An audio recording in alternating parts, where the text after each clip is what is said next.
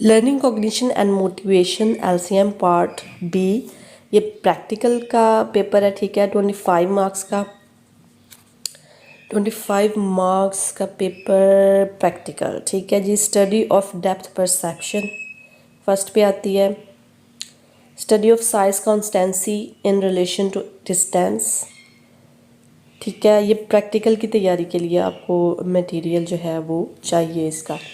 Study of effect of set in perception, ठीक है। Fourth पे study of incidental versus intentional learning.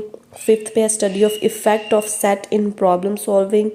Sixth पे है study of Zeigarnik effect. Seventh पे है study of verbal learning due to secondary reinforcement.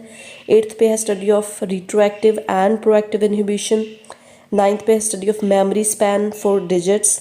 Tenth पे है study of changes in level of respiration. 11th पे study of effects of fatigue and incentive and muscular work.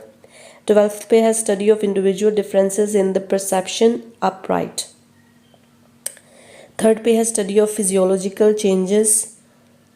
13th पे note है जिसमें writing report 15 marks, ठीक है। हमें writing report 15 marks की होती है, ठीक है।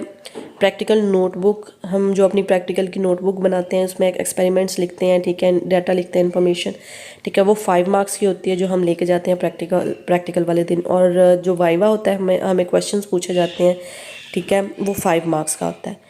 अब 5 मार्क्स और 5 मार्क्स वो 5 मार्क्स नोटबुक के, ठीक है। और राइटिंग रिपोर्ट का मतलब क्या है कि राइटिंग रिपोर्ट वो कि हमें वहाँ पे एक एक्सपेरिमेंट लिखने के लिए दिया जाता है कि ये आप एक्सपेरिमेंट लिखें, ठीक है। तो आपको ये भी पता होना चाहिए कि एक्सपेरिमेंट स्टार्ट कैसे करते हैं। जो आपने नोटबुक बनाई होती है ना, उसमें जैसे आपने एक्सपेरिमेंट लिखा होता है सेम वैसे ही आपने लिखना होता है, ठीक है, जो आपको दिया जाता है।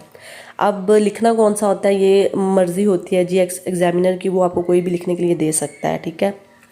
अगर तो आपके टीचर जो प्रोफेसर जो आपके साथ गए होते हैं उनकी गठजोड़ अच्छी होती है, वो आपको वही दे सकते हैं जो आपको आता हो, ठीक है। वो सब मतलब एक पूरे जो कमरे में स्टूडेंट्स होते हैं ना, मैं अपना एक्सपीरियंस आपको बताती हूँ, चले आपके लिए आसान हो जाएगा।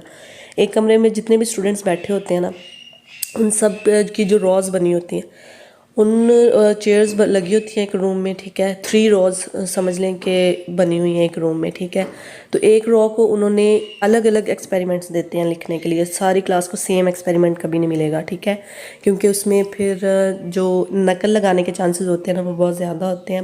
वो बड़े शाणे होते हैं, ठीक है। वो हर बच्चे को अलग अलग एक्सपेरिमेंट देते हैं लिखने के लिए ताकि वो एक दूसरे के आगे पीछे ना नकल ना लगा सकें, ठीक है। तो आपने ये नहीं समझना कि मैं उससे देख के लिख लूँगा या कर लूँगा। हाँ, अगर आपकी नकल वगैरह चल जाए तो आपको आपकी जो नोटबुक आप साथ लेके जाते हैं ना, वहाँ से आप नकल भी लगा सकते हैं। पर हमसे तो पहले ही उन्होंने ले ली थी सारी बुक्स, ठीक है, ले लेते होते हैं। लेकिन वही बात कि अगर आपका 2 नंबर ही चल जाए तो फिर चल जाती होती है, ठीक है। ओके जी, all the best for your exams. Till then, अल्लाह हाफिज़।